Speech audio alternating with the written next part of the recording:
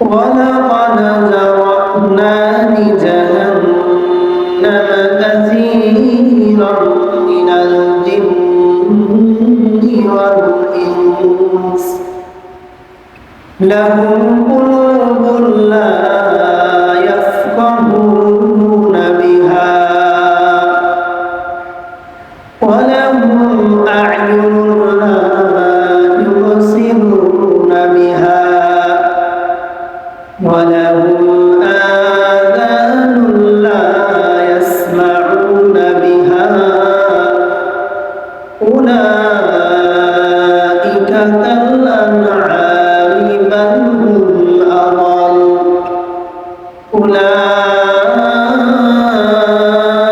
أولئك هم الغافلون.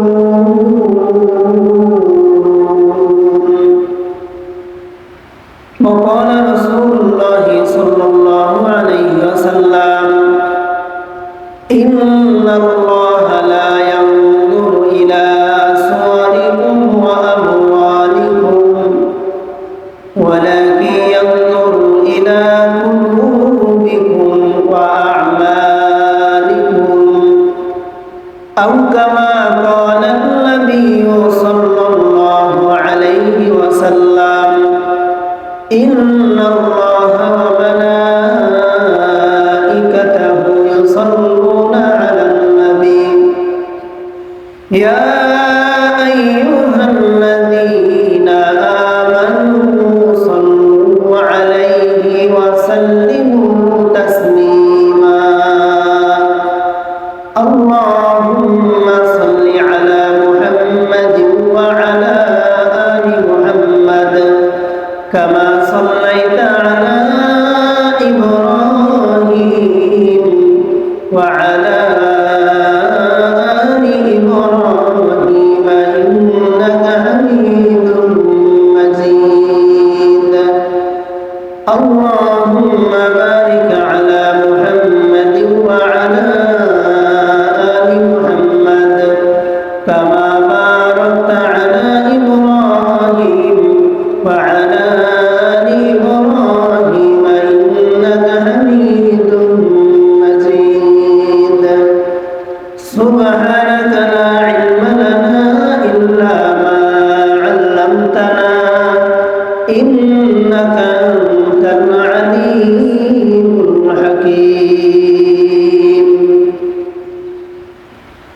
الحمد لله আল্লাহ সুবহানাহু ওয়া তাআলার দরবারে লাখো কোটি শুকর যেই মহান মালিক আমাদেরকে অত্যন্ত দয়া করে মায়া করে মহব্বত করে ভালোবেসে জুমার নামাজ আদায় করার জন্য মসজিদে আসার তৌফিক দান করেছেন দ্বীনি কিছু আলোচনা করার ও শোনার তৌফিক দান করেছেন আমরা অন্তরের অন্তঃস্থল থেকে কালিমাতুশ শুকর আদায় করি বলি আলহামদুলিল্লাহ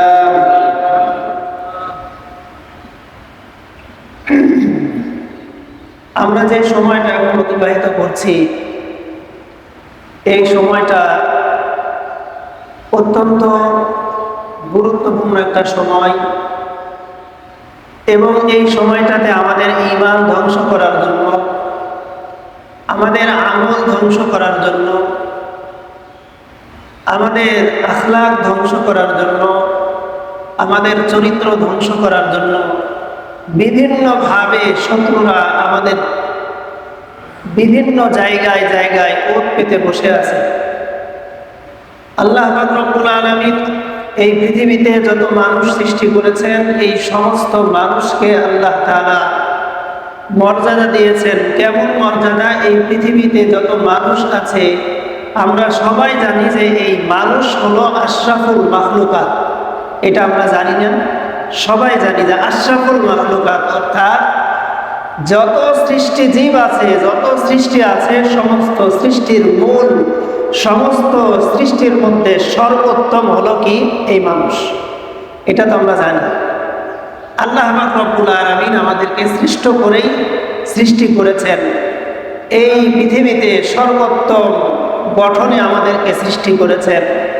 এই পৃথিবীতে আল্লাহ তাআলা মানুষ ছাড়া আরো অন্যান্য মাখলুক সৃষ্টি করেছেন যেমন জিন সৃষ্টি করেছেন ফেরেশতা সৃষ্টি করেছেন আরো চতুষ্পদ প্রাণী সৃষ্টি করেছেন, আরো যত সৃষ্টি আছে সমস্ত সৃষ্টির মধ্যে সর্বশ্রেষ্ঠ সৃষ্টি হলো এই মানুষ।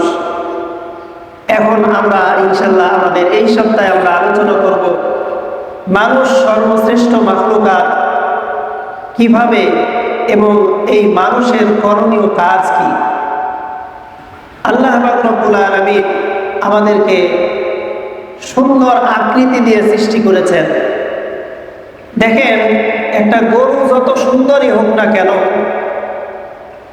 একটা ছাগল যত সুন্দরই হোক না কেন, বা অন্যান্য প্রাণী যত সুন্দর হোক না কেন, মানুষের তুলনায় এই সৌন্দর্যতা কিচ্ছু না।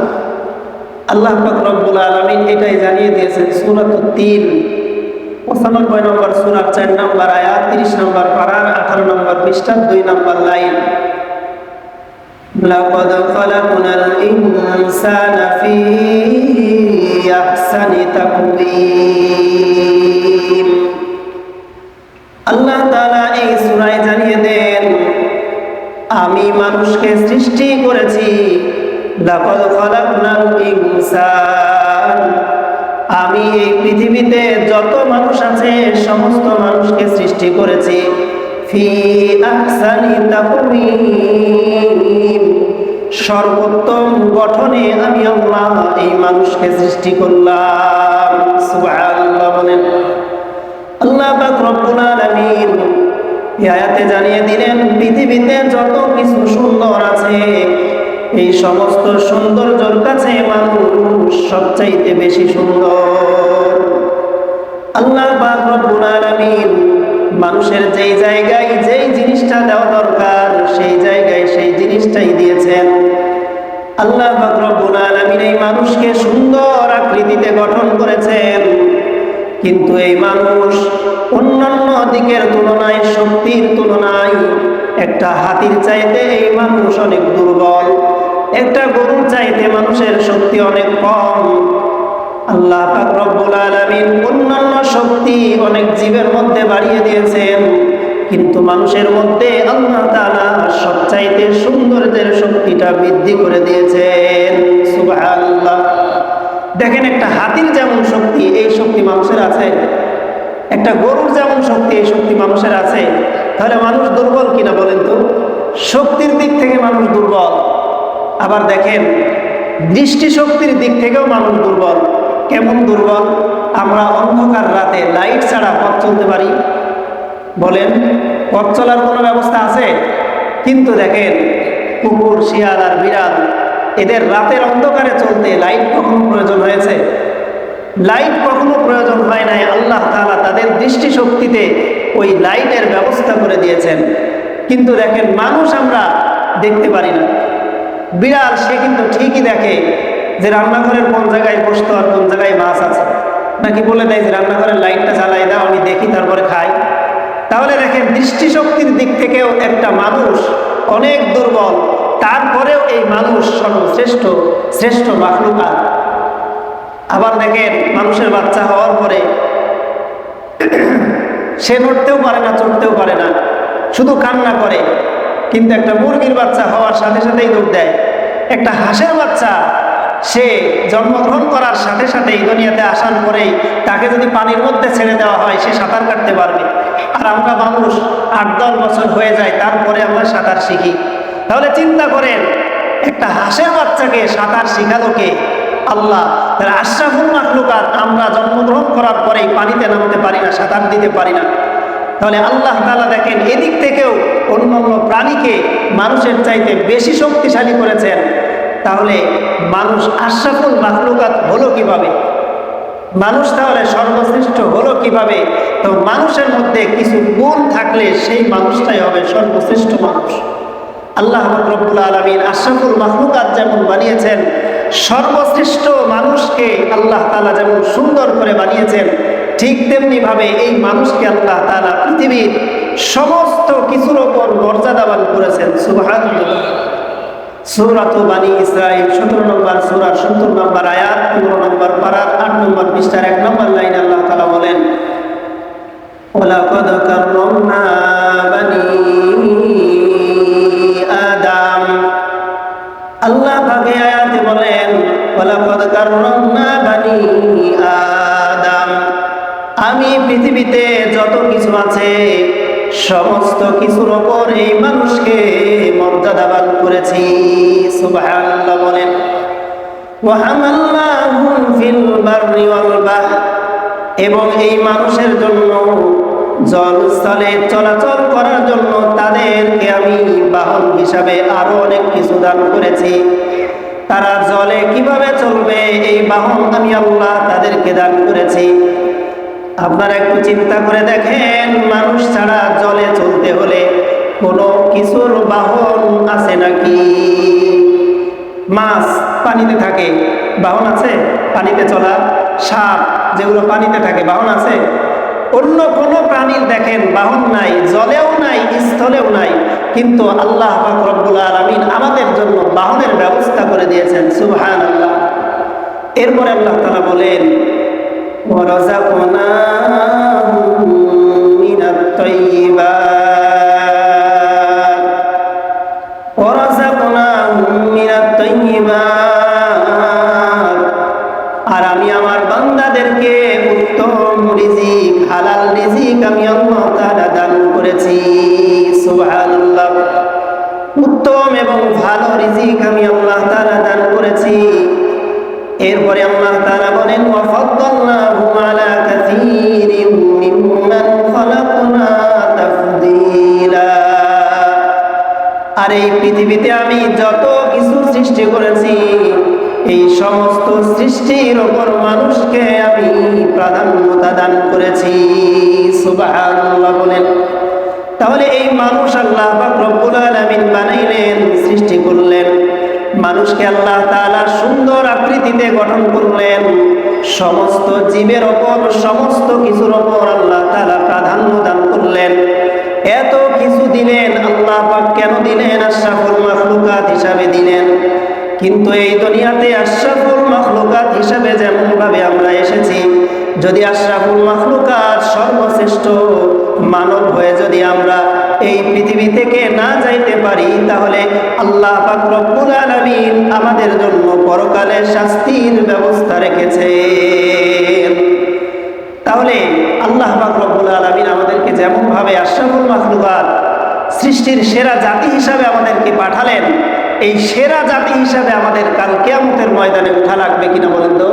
যদি আমরা না উঠতে পারি তাহলে আমাদের শ্রেষ্ঠত্ব কিন্তু থাকবে না। আমাদের তখন আমরা হয়ে যাব সবচাইতে জঘন্য আর সবচাইতে নিম্নমানের। তাহলে এই মানুষ সর্বশ্রেষ্ঠ, আবার এই মানুষ হবে সর্বনিম্নমানের। একজন ফেরেশতাকে আল্লাহ তাআলা বানিয়েছেন, এই ফেরেশতার জন্য জান্নাত নাই, তার জন্য জাহান্নাম নাই। গরু ছাগল আল্লাহ তাআলা বানিয়েছেন, এর জন্য জান্নাত জাহান্নাম নাই, এর কোনো হিসাব নাই। ও যা করে ওর কোনো হিসাব নাই। কিন্তু একজন মানুষ, তার জন্য হিসাব আছে। মানুষকে আল্লাহ তাআলা দুইটা ক্ষমতা দিয়েছেন, নেক কাজ করার ক্ষমতা দিয়েছেন, আবার গুনাহের কাজ করার ক্ষমতাও দিয়েছেন। কিন্তু আল্লাহ তাআলা ফেরেশতাদেরকে শুধুমাত্র নেকির কাজ করার ক্ষমতা দিয়েছেন। গুনাহ কি জিনিস তারা বোঝেও না। তো গুনাহ যদি না বোঝে তারা গুনাহ করবেও না। এজন্য আল্লাহ পাক রব্বুল আলামিন পৃথিবীতে এমন কিছু ফেরেশতা তৈরি করেছেন যারা কিয়ামত পর্যন্ত সেজদায় পড়ে থাকবে, যারা কিয়ামত পর্যন্ত রুকুই পড়ে থাকবে, যারা কিয়ামত পর্যন্ত দাঁড়িয়ে থাকবে। এইভাবে আল্লাহ তাআলা ফেরেশতা সৃষ্টি করেছেন। তাহলে সর্বশ্রেষ্ঠ মাখলুকাত হলাম আমরা, মানুষ। এই শ্রেষ্ঠত্ব কোন জায়গা থেকে আমাদের এসেছে? তাহলে আমাদের মধ্যে দেখেন শক্তির দিক থেকে আমরা কম, দৃষ্টিশক্তির দিক থেকে কম, অনেক কিছুর তুলনায় আমরা কিন্তু দুর্বল। তাহলে শ্রেষ্ঠত্ব কোথায়? আল্লাহ তাআলা বলেন সূরাতুল বাকারা 2 নম্বর সূরার 30 নম্বর আয়াত, 1 নম্বর পারার 5 নম্বর পৃষ্ঠার 1 নম্বর লাইন। আল্লাহ তাআলা বলেন وَإِذْ قَالَ رَبُّكَ لِلْمَلَائِكَةِ إِنِّي جَاعِلٌ فِي الْأَرْضِ خَلِيفَةً। আল্লাহ তাআলা নবীজিকে বলেন, আপনি স্মরণ করুন ওই সময়ের কথা যখন আমি ফেরেশতাদেরকে বললাম আমি তো আমার জমিনে খলিফা নিযুক্ত করতে চাই, খলিফা বানাতে চাই। তখন ফেরেশতারা উত্তর দিয়েছিল, আল্লাহ আপনি মানুষ সৃষ্টি করবেন না, খলিফা বানাবেন না, কারণ এরা দুনিয়াতে গিয়ে মারামারি করবে, ফিতনা ফাসাদ করবে। তারপরেও আল্লাহ তাআলা আমাদেরকে করেছেন। আল্লাহ তাআলা তার কালামের মধ্যে আমাদেরকে খলিফা তথা প্রতিনিধি হিসাবে ব্যক্ত করেছেন। সুবহানাল্লাহ। শ্রেষ্ঠত্বর কয়েকটা কারণ আছে, তার মধ্যে একটা কারণ হলো এটা, আল্লাহ পাক রব্বুল আলামিন মানুষকে এই দুনিয়ার খেলাফত, এই দুনিয়ার খলিফা বানিয়েছেন। অর্থাৎ আল্লাহ তাআলার আদেশ নিষেধ, আল্লাহ তাআলার হুকুম এই জমিনে বাস্তবায়ন করার জন্য আল্লাহ তাআলা মানুষকে বানাইলেন। সুতরাং মানুষ যখন এসে আল্লাহর হুকুম, আল্লাহর আদেশ, আল্লাহর নিষেধগুলো এই জমিনে বাস্তবায়ন করবে, ওই মানুষটাই আল্লাহর দরবারে শ্রেষ্ঠ মানুষ হিসাবে সম্বোধিত হবে। সুবহানাল্লাহ। তাহলে শ্রেষ্ঠ মানুষ হওয়ার জন্য আমাদের আল্লাহ পাক দিয়েছেন কি, আমরা হলাম আল্লাহর খলিফা। আল্লাহর খলিফা যেহেতু, এই কারণেই আমরা হলাম সর্বশ্রেষ্ঠ জাতি, আমরা হলাম আশরাফুল মাখলুকাত। এখন প্রশ্ন হলো, আমরা তো আল্লাহর খলিফা, তাহলে এই জমিনে আমাদের কাজ কি? আমরা কি করব? আল্লাহর খলিফা যেহেতু, তাহলে এই জমিনে আমাদের কাজ কি? এই জমিনে আমাদের কাজ হলো আল্লাহর বিধানকে আল্লাহর এই জমিনে বাস্তবায়ন করা। আল্লাহর বিধান যদি আমি আল্লাহর এই জমিনে বাস্তবায়ন করতে না পারি, তাহলে আমি কিন্তু আল্লাহর খলিফা হব না। আর আল্লাহর খলিফা যদি আমি না হতে পারি, প্রতিনিধি যদি আমি না হতে পারি, তাহলে আমি কিন্তু শ্রেষ্ঠ মানুষ হিসাবে, শ্রেষ্ঠ মাখলুকাত হিসাবে আল্লাহর দরবারে উঠতে পারবো না। তো শ্রেষ্ঠ মানুষ হিসাবে আমার আল্লাহর বিধান কি ছিল? আল্লাহর বিধান ছিল ৫ ওয়াক্ত নামাজ সর্বপ্রথম। তো এই ৫ ওয়াক্ত নামাজ আমরা কয়জন আদায় করি? আল্লাহর বিধান ছিল রমজানের রোজা রাখা, এই রোজা আমরা কয়জন রাখি? আল্লাহর বিধান ছিল সত্য কথা বলা, মিথ্যা কথা না বলা, আমরা এই সত্য কথার উপর, সত্যের উপর কয়জন আছি? আল্লাহর বিধান ছিল সুদ ঘুষ এগুলো না খাওয়া, কিন্তু আমরা আজকে এই সুদ ঘুষের মধ্যে লিপ্ত আছি কিনা বলেন তো? তাহলে এইগুলোর মধ্যে যদি আমরা লিপ্ত থাকি, তাহলে আমরা কিন্তু আল্লাহর খলিফা, আল্লাহর প্রতিনিধি আমরা হতে পারবো না। আর আল্লাহর প্রতিনিধি যদি আমরা না হতে পারি, তাহলে কিন্তু আমাদের জন্য কাল কিয়ামতের ময়দানে শ্রেষ্ঠ মাখলুকাত না, আমরা হব সবচাইতে নগণ্য আর জঘন্য মাখলুকাত। আমাদের জন্য আল্লাহ তাআলা জান্নাত দিবেন না, জাহান্নাম দিবেন। তাহলে আমাদের সর্বশ্রেষ্ঠ মাখলুকাত হিসাবে আমাদের ১ নম্বর যে কাজ, সেই কাজটা হলো আল্লাহর বিধান আল্লাহর জমিনে বাস্তবায়ন করা। সর্বপ্রথম আমার ব্যক্তিগত জীবনে আমি আমার আল্লাহর বিধান বাস্তবায়ন করব। আমি আমার ব্যক্তিগত জীবন থেকে আন্তর্জাতিক জীবন পর্যন্ত যদি আল্লাহর বিধান বাস্তবায়ন করার চেষ্টা না করি, তাহলে আল্লাহ তাআলা কিন্তু কাল কিয়ামতের ময়দানে আশরাফুল মাখলুকাত হিসাবে আমাদেরকে উঠাবেন না। তাহলে আশরাফুল মাখলুকাত হিসাবে যদি আমরা কিয়ামতের ময়দানে উঠতে হয়, তাহলে আমাদের কি করতে হবে বলেন তো? ৫ ওয়াক্ত নামাজ, শুধু ৫ ওয়াক্ত নামাজ না, আল্লাহর বিধান আল্লাহর এই জমিনে বাস্তবায়ন করতে হবে। আল্লাহর বিধান যদি আমি বাস্তবায়ন করার চেষ্টাও না করি, তাহলে কিন্তু আমার কিয়ামত, আমার হাসর নাসর আল্লাহ তাআলা ওই পশু পাখিদের হাসর নাসরের মতো করবে। আল্লাহ পাক রব্বুল আলামিন বলেন, যদি মানুষ এই কাজ ছেড়ে দেয়, তাহলে এই সমস্ত মানুষের জন্য কি? দেখেন, আমরা অনেক মানুষ আছি যারা ধন সম্পদ অনেক কিছু আছে, সম্মান অনেক কিছু আছে, কিন্তু আমরা আল্লাহর ইবাদত বন্দেগী করি না, আল্লাহর বন্দেগী থেকে দূরে। আল্লাহ তাআলা কিয়ামতের দিন এটা দেখবেন না। আল্লাহ পাক রব্বুল আলামিন কিয়ামতের দিন দেখবেন কি? এটাই আল্লাহ রাসূল সাল্লাল্লাহু আলাইহি ওয়াসাল্লাম সহিহ মুসলিমের 2564 নম্বর হাদিসে জানিয়ে দিয়েছেন। আন আবি হুরায়রা রাদিয়াল্লাহু তাআলা আনহু قال قال رسول الله صلى الله عليه وسلم إن الله لا ينظر إلى صوركم وأموالكم। আল্লাহ পাক রব্বুল আলামিন কিয়ামতের দিন কারো চেহারা, কারো আকৃতির দিকে আল্লাহ তাআলা তাকাবেন না, দেখবেন না। কারো সম্পদের দিকে আল্লাহ তাআলা দেখবেন না। ওয়ালাকিন ইয়ানজুর ইলা কুলুবিকুম ওয়া আমালিকুম। আল্লাহ তাআলা কাল কিয়ামতের ময়দানে যেই জিনিসটা দেখবেন, সেটা হলো আমার আপনার অন্তর এবং আমার আপনার আমল। কি আমল করেছো আর তোমার অন্তরে কি অবস্থা ছিল? তোমার অন্তর কি হিংসা দ্বারা, বিদ্বেষ দ্বারা পরিপূর্ণ ছিল কিনা? তোমার অন্তরে কি আল্লাহর মহাব্বত ছিল নাকি অন্য কারো মহাব্বত ছিল? তোমার অন্তরে নবীর মহাব্বত ছিল নাকি অন্য কারো মহাব্বত ছিল? তোমার অন্তরে কোরআনের মহাব্বত ছিল নাকি অন্য কিছুর মহাব্বত ছিল? এই জিনিসটাই আল্লাহ তাআলা কিয়ামতের ময়দানে দেখবেন। তাহলে কিয়ামতের ময়দানে আল্লাহ তাআলা অন্তর দেখবেন এবং আমল দেখবেন। তাহলে আশরাফুল মাখলুকাত হিসাবে আমরা আমাদের অন্তরকে পরিষ্কার করব, আর সমস্ত আমল, ভালো আমলগুলো আমরা করার চেষ্টা করব। এখন এই মানুষ যেমন আশরাফুল মাখলুকাত, ঠিক তেমনিভাবে এই মানুষ যদি আল্লাহর বিধান আল্লাহর জমিনে বাস্তবায়ন করার চেষ্টাও না করে, তাহলে এই মানুষের জন্য কি অপেক্ষা করে দেখেন। আল্লাহ তাআলা এটাই জানিয়ে দিয়েছেন সূরাতুল আনআম 7 নম্বর সূরার 180 নম্বর আয়াত, 9 নম্বর পারার 13 নম্বর পৃষ্ঠার 1 নম্বর লাইন, ওয়ালাকাদ যারানা লিজাহান্নামা কাসীরাম মিনাল জিন্নি ওয়াল ইনস লাহুম কুলুবুন লা ইয়াফকাহুনা বিহা। আল্লাহ তাআলা জানিয়ে দেন, ওয়ালাকাদ যারানা লিজাহান্নাম, আমি জাহান্নামকে পূর্ণ করব মানুষ এবং জিনের মাধ্যমে। আমি জাহান্নামকে পূর্ণ করব মানুষ এবং জিনের মাধ্যমে। কেমন মানুষ এবং কেমন জিন? আল্লাহ পাক রব্বুল আলামিন তার পরের অংশে জানিয়ে দেন, লাহুম কুলুবুন লা ইয়াফকাহুনা বিহা। এমন মানুষ যাদের অন্তর আছে, কিন্তু সেই অন্তর দ্বারা তারা কোনো কিছু বোঝার চেষ্টা করে না, ভালো কথা তারা বোঝার চেষ্টা করে না, কোরআনকে বোঝার চেষ্টা করে না, কোরআনের মহাব্বত তাদের দিলের মধ্যে নিয়ে আসে না, আল্লাহর বিধিবিধানের মহাব্বত করে না, আল্লাহর বিধিবিধানগুলো বুঝে না। এই সমস্ত মানুষের মাধ্যমে আল্লাহ তাআলা জাহান্নাম পূর্ণ করে দিবেন। নাউযুবিল্লাহ বলেন। আমাদের সমাজে এমন অনেক মানুষ আছে, লাহুম কুলুবুন, তাদের অন্তর আছে, কিন্তু এই অন্তর দ্বারা অনুধাবন করে না। যদি আজকে অন্তর দ্বারা আমরা সবাই অনুধাবন করার চেষ্টা করতাম, তাহলে এই সময়ের মধ্যে মসজিদ ভরে যেত কিনা বলেন? বলেন, মসজিদ ভরে যেত না? অন্তর আছে, জানে না। এই মহল্লায় যারা আছে বা এই বাংলাদেশে না, সারা বিশ্বে যারা মুসলমান আছে কমপক্ষে, তারা জানে না জুমার নামাজ পড়া লাগে, 5 ওয়াক্ত নামাজ পড়া লাগে, এটা জানে না। তো জানে, বোঝে, তারপরও লা ইয়াফকাহুনা বিহা, তারা বোঝার চেষ্টা করে না, বুঝতে পারেন। এই সমস্ত মানুষ দ্বারা আল্লাহ তাআলা জাহান্নাম পূর্ণ করবেন। এখন আমি আপনি চিন্তা করে দেখি, আমি আপনি জান্নাতের কাতারে নাকি জাহান্নামের কাতারে?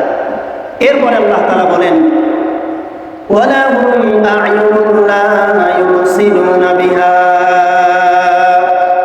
ওই সমস্ত লোকের মাধ্যমে আল্লাহ তাআলা জাহান্নাম পুরা করবেন, যাদের আল্লাহ তাআলা চক্ষু দিয়েছেন, যারা চোখে দেখতে পারে, যাদেরকে আল্লাহ তাআলা চোখ দান করেছেন, কিন্তু এই চোখের মাধ্যমে তারা সত্য জিনিসটা দেখতে চায় না। ওয়ালাহুম আ'য়ুনুন লা ইউবসিরুনা বিহা।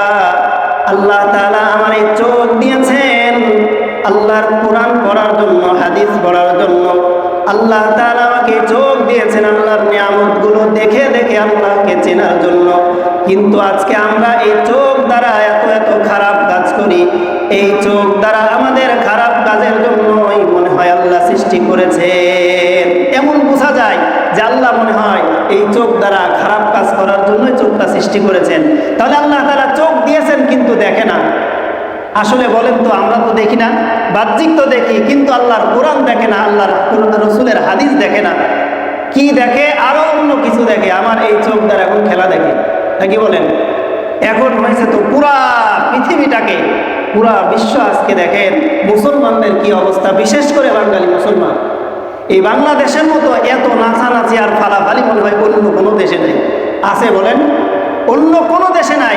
কে আপনি জানেন না খেলা দেখা হারাম? জানেন না এটা? বলেন, কে জানেন খেলা দেখা হারাম? তারপরেও কিন্তু ছোট থেকে ছোট, বড় থেকে বড়, মসজিদের মুসল্লি নামাজ পড়ে তারপরে যায় খেলা দেখে। আছে না নাই বলেন তো? এই কয়েকদিন আগে একটা ঘটনা শুনলাম যে মসজিদের সভাপতির বাড়ির উপরে নাকি আর্জেন্টিনার পতাকা। নাউজুবিল্লাহ বলেন না? সভাপতির বাড়ির উপরে আবার আর্জেন্টিনার পতাকা থাকে কেমন? আজকে দেখেন, শুধুমাত্র এই পতাকা, আর্জেন্টিনার পতাকা টানানো যদি বাংলাদেশে বৈধ হয়, ব্রাজিলের পতাকা টানানো যদি বাংলাদেশে বৈধ হয়, তাহলে কালিমার পতাকা টানানো কেন বৈধ হবে না? কথা বলেন ঠিক কিনা? আজকে কালিমার পতাকা টানানোর কারণে অনেককে আজকে জঙ্গি তকমা দিয়ে জঙ্গি বলে তাকে ধরে নিয়ে যাওয়া হচ্ছে। তো কালিমার পতাকা সমস্যা কোথায়? সমস্যা হলো আর এক জায়গায়। এই কালিমা আর মুসলমানদেরকে কখনো এই সমস্ত জাতি ভালো চায় না। এই যেদিন রাত্রে আর্জেন্টিনার খেলা হয়, ওই দিন রাতে ইরানে হামলা হয়েছে জানেন? আপনাদেরকে খেলায় লাগিয়ে দিয়েছে যে তোমরা আনন্দ করো, এদিকে মুসলমান মেরে শেষ করে দিবে, কিন্তু মুসলমানের সন্তান বুঝতে পারবেন। আবার দেখেছেন এই যে কুষ্টিয়া ঘোড়াইঘাট ব্রাজিলের এক সাপোর্টার সে আত্মহত্যা করেছে, শোনেন না আপনারা? ব্রাজিলের সাপোর্টার আত্মহত্যা করেছে এই যুবক বয়সে। তাহলে এই যে আত্মহত্যা করলো, এর ঠিকানা আমরা বাহ্যিকভাবে জান্নাত দেখতে পারি না, জাহান্নাম দেখতে পারি? কারণ আল্লাহর রসুলের মহব্বত থাকা দরকার ছিল, সেখানে একটা দলের মহব্বত। আর এই মহব্বত দিয়ে কি ব্রাজিলে পৌঁছাবে? তাহলে মুসলমানের সন্তান এটা কেন বোঝে না? আবার আর্জেন্টিনা জিতে গেছে, তারপরও একটা লোক ওই যে শোনকুমার এক ভ্যানওয়ালা ওগুলো স্টপ করে মারা গেছে। ও প্রথমে নাকি গোল দিতে পারে নাই, আর্জেন্টিনা নাকি হেরে যাচ্ছিল, দেখি নাই, শুনলাম।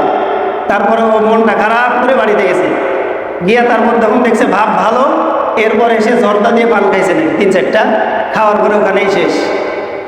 তাহলে দেখেন এই যে মৃত্যু, এই মৃত্যুকে আল্লাহর রসুলের মহাব্বতে নাকি আল্লাহর রসুলের দুশ্মনদের মহাব্বতে? বলেন, আল্লাহর রসুলের দুশ্মনদের মহাব্বতে যারা ইন্তেকাল করবে, যাদেরকে মহাব্বত করে মারা যাবে, এদের ঠিকানা জান্নাত হবে না, এদের ঠিকানা হবে জাহান্নাম।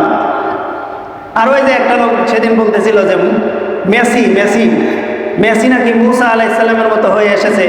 মুসা আলাইহিসসালাম যেমনভাবে ফেরাউনের পতন ঘটিয়েছিল, ঠিক তেমনিভাবে এই মেসি এসেও বলে মিশরের পতন ঘটাইছে। নাউজুবিল্লাহ বলেন না? কোথায় মুসা আলাইহিসসালাম আর কোথায় মেসি? এটাও কিন্তু মুসলমানের সন্তান, এটাই বর্তমান সরকারি দলের কে জানি। সুতরাং এমন মুসলমানের সন্তান, এর তো ইমানই না, এটা তো পুরা বেঈমান। এ যদি তার ইমানকে নবায়ন না করে, এই অবস্থায় যদি মৃত্যুবরণ করে, পুরা বেঈমান হয়ে মারা যাবে। কথা বলেন ঠিক কিনা? সুতরাং এমন বেঈমান কিন্তু আমাদের ঘরে ঘরেও আছে। আজকে মুসা আলাইহিসসালামের সাথে এই মেসি, তো মেসির দেখলাম, ছবি দেখলাম, ওর হাতে হাতের ট্যাটু আছে না, ট্যাটু দেখলাম, ট্যাটু চোখ আছে তো মনে হয় একটা, একটা চোখ, বলেন না কেন আসেনি? আমি দেখলাম একটা চোখ। একটা চোখ কার হবে বলেন তো? দাজ্জালের একটা চোখ হবে, এই দাজ্জালের একটা চোখ হবে। এগুলো হলো দাজ্জালের মিনি ভার্সন। এই মেসি টেসি যেগুলো আছে, এগুলো দাজ্জালের মিনি ভার্সন। আজকে এই মেসির কারণে কত মানুষের মহব্বত তার দিকে। তাহলে দেখেন তো, আমাদের মুসলমানের সন্তানদের চোখ আছে না, তারপরেও তারা কোরআন হাদিস এগুলো কিছু দেখে, তারা এই বিধর্মীদের মহব্বত তাদের অন্তরে রয়েছে। অথচ দেখেন এই মেসি, নেইমার, এরা তো মোটামুটি পুরা ওয়ার্ল্ডের মধ্যে একজন গ্রহণযোগ্য ব্যক্তি, সবাই চিনে। তো সে কি কখনো ফিলিস্তিনে যে এত হামলা হয়েছে, মুসলমানদের উপর নির্যাতন হয়েছে, এর বিরুদ্ধে কখনো একটা পোস্ট আপনারা পেয়েছেন? এর বিরুদ্ধে কখনো একটা বিবৃতি দিয়েছে? তাহলে সেই ব্রাজিল আর সেই আর্জেন্টিনা আর সেই খেলোয়াড়দেরকে আমি কেন সাপোর্ট করব? সুতরাং আজকে যদি আমি সাপোর্ট করি, হতে পারে এমন আল্লাহর রসুলের দুশমন হয়ে আমি কবরে যাব, আমার কিন্তু কপালে জান্নাত হবে না। এজন্য আমাদের সন্তানদেরকে এর থেকে বিরত রাখা চাই, এর থেকে আমরা বের হয়ে আসা চাই। আজকে রাস্তায় বের হওয়া যায় না। কালকে একজন বলতেছিল যে ভাই রাস্তায় বের হতে পারতেছি না, খেলার খবর শুনবো না, তারপরেও অটোর মধ্যে গেলে অটোওয়ালা সহ আরও যত প্যাসেঞ্জার থাকে সবাই খেলার খবর নিয়ে আলোচনা। অথচ দেখেন মুসলমানদের চায়ের আনা কোনো লাভ আছে? খেলাকে খেলার জায়গায় রেখে দেন, কিন্তু এটাকে যদি আমরা খুব বেশি বাড়াবাড়ি করি, আমাদের ইমান চুরি হয়ে যাবে, আমাদের ইমান নষ্ট হয়ে যাবে, ইমানি শক্তি নষ্ট হয়ে যাবে। এগুলো আমাদের ধরে রাখা দরকার আছে না নাই? তাহলে আমাদের সন্তানদেরকে এগুলো থেকে বাঁচানোর চেষ্টা করবো তো ইনশাল্লাহ। এরপর আল্লাহ তাআলা বলেন,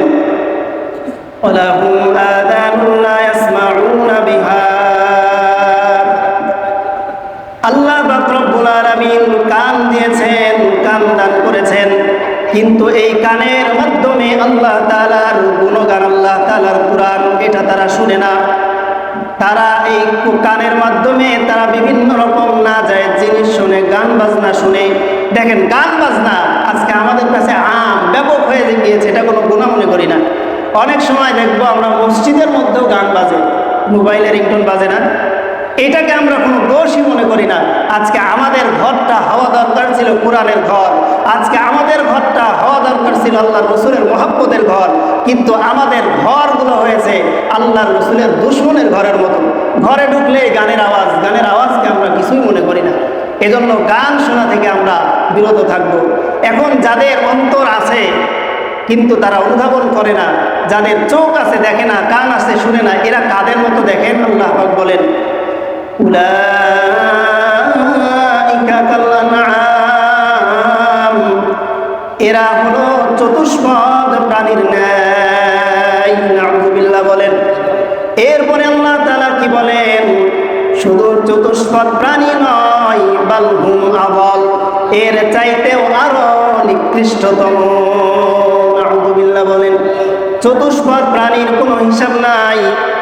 যত গুনাহ করুক না কেন, যত খারাপ কাজ করুক না কেন, চতুষ্পদ প্রাণী গরু ছাগলের কোনো হিসাব নাই।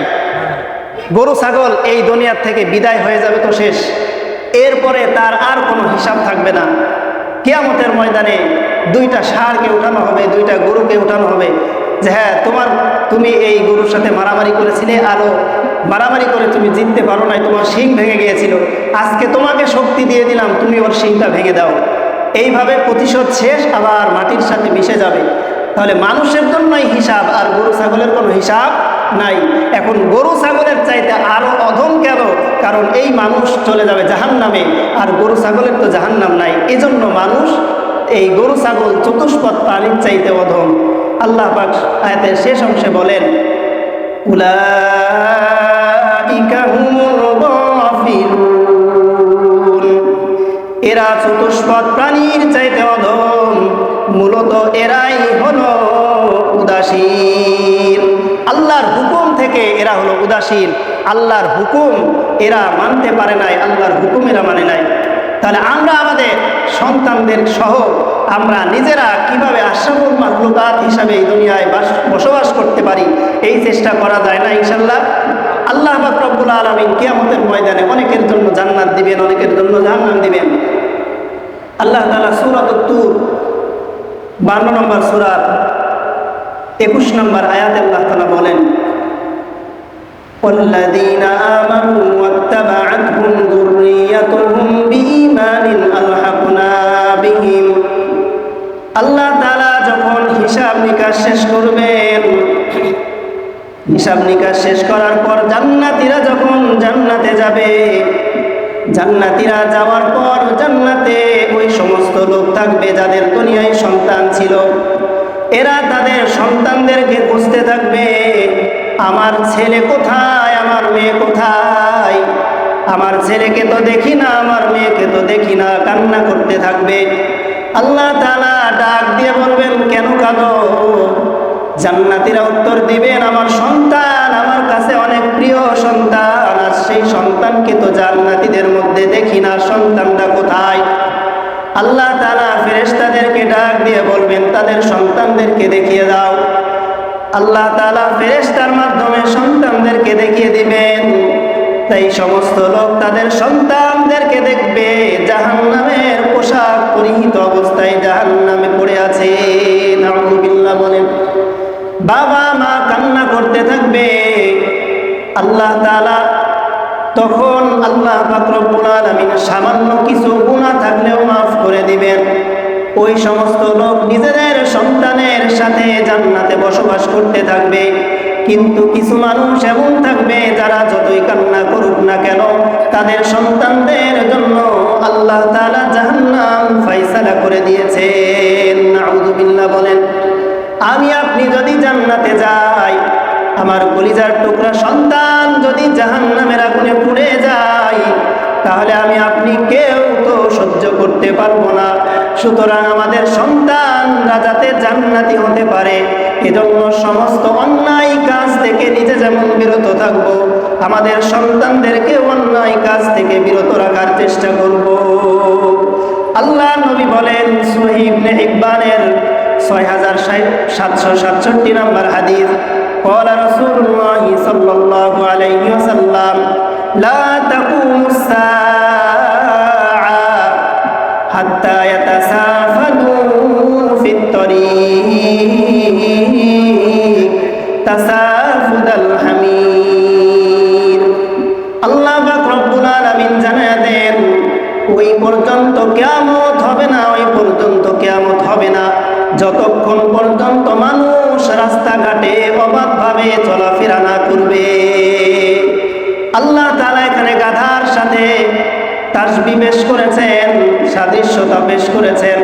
গাধার মতো মানুষ যতক্ষণ পর্যন্ত রাস্তায় চলাচল না করবে অতক্ষণ পর্যন্ত কিয়ামত সংগঠিত হবে না। গাধার মতো রাস্তায় চলাচল করা, এটার মানে কি? এটার মানে হলো, আজ থেকে হিসাব করেন 30 থেকে 40 বছর আগে একজন মেয়ে আর একজন ছেলে অপরিচিত, অর্থাৎ সম্পর্ক করে তারা বিবাহ করে না এখনো, রাস্তা দিয়ে হাত ধরে হেঁটে যাইতে তারা একটু মনের মধ্যে ভয় হতো কিনা বলেন তো? বা আজ থেকে 30-40 বছর আগে এরকম অবাধে মেলামেশা করলে মুরব্বীরাও ডেকে শাসন করতে পারতো কিনা? কিন্তু এখন গিয়ে আপনি শাসন করেন, আপনার সামনে দিয়ে হেঁটে যাবে, আমি শাসন করতে পারবো না। শাসন করতে গেলে তখন বলবে তুমি মুরব্বী মানুষ, কি বোঝো, যাই একটু শাসন করতে যায়। তাহলে এখন দেখেন এই জিনিসটা অবাধে মেলামেশা, এইটা এখন ব্যাপক হয়ে গিয়েছে কিনা। সাহস হয় না, আমাদেরও সাহস হয় না যে নিষেধ করি, পরে আবার আমার ওপর পাল্টা হামলা আসতে পারে। এরকম পরিবেশ আর এরকম অবস্থা এখন আমাদের দেশে বিরাজমান। আল্লাহ রব্বুল আলামিন নবীদের মাধ্যমে জানিয়ে দিয়েছেন বিভিন্নভাবে যে এগুলো থেকে যখন এগুলো প্রকাশ পেয়ে যাবে কিয়ামত অতি সন্নিকটে। তাহলে আমরা এখন বলতে পারি কিয়ামত আর বেশি দূরে নেই। এবং এই বাংলাদেশের ওপরে নির্যাতন হবে, এটাও কিন্তু বেশি দূরে না। অনেক দেশে, পৃথিবীর অনেক মুসলিম কান্ট্রিগুলোতে বিভিন্নভাবে মুসলমানরা নির্যাতিত হয়েছে, কিন্তু এই বাংলাদেশের মুসলমান আজ পর্যন্ত এমন নির্যাতিত হয় নাই। সামনের দিন অপেক্ষা করছে মুসলমান, সামনে এমন দিন আসবে আমি আপনি পালানোর মতো জায়গা পাবো না, আমার আপনার সন্তানের রক্ত আর লাশ রাস্তাঘাটে পড়ে থাকবে, আমরা কিছু করতে পারবো না। এই জন্য এই সময় আসার আগে আমরা আমাদের ঈমানকে মজবুত করে যাতে ওই সময়ের মোকাবেলা আমি আপনি করতে পারি, যাতে ওই সময় আমি আপনি আল্লাহর রাস্তায় শাহাদত বরণ করতে পারি, এজন্য আমার আপনার ঈমানকে তৈরি করতে হবে। ঈমান তৈরি করতে রাজি আছেন তো ইনশাআল্লাহ? যদি ঈমান তৈরি করতে হয় আল্লাহর বিধান মানা লাগবে তো। সকলে আমরা আল্লাহর পরিপূর্ণ বিধান মেনে চলার চেষ্টা করব। বিশেষ করে 5 ওয়াক্ত নামাজ আমরা মসজিদে এসে জামাতের সাথে আদায় করার চেষ্টা করব। আমরা করব তো ইনশাআল্লাহ। আল্লাহ তাআলা আমাদের সবাইকে যা কিছু শুনলাম বললাম সব কথাগুলোর উপর আমল করার তৌফিক দান করেন। সকলেই আমরা বলি আমিন। ওয়া আখিরু দাওয়ানা আলহামদুলিল্লাহি রাব্বিল আলামিন।